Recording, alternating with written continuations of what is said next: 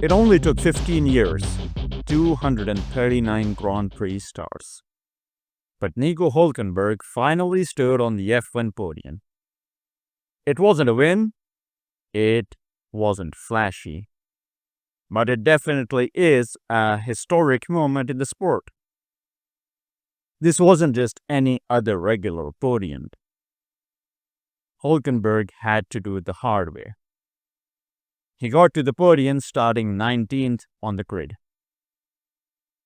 His first F1 podium came at Silverstone. He did it in a Sauber, not a Red Bull, not a Mercedes, not a McLaren, a Sauber. He held off Lewis Hamilton and Ferrari in wet conditions. He denied a 7-time world champion his 13th straight podium at his home race. That's not just luck. That's poise. That's grit. That's the kind of story that makes this sport so special.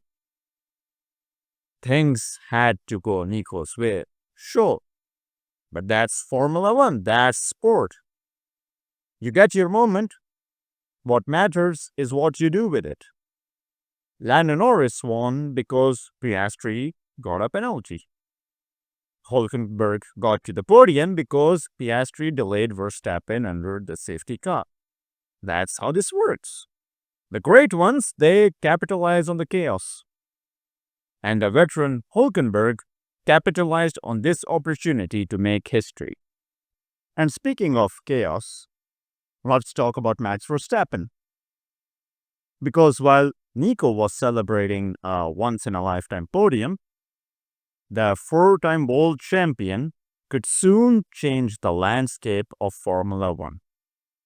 Max's current Red Bull contract has a clause.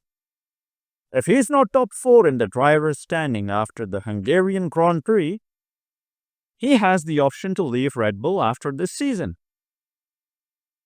And right now, currently, George Russell is 4th in the Drivers' Championship. Leclerc is 5th. And Verstappen, 3rd, but slipping. If George and Charles outscore Max over the next 2 races, Max could leave Red Bull. And where would he go? The rumors say Mercedes. And the irony?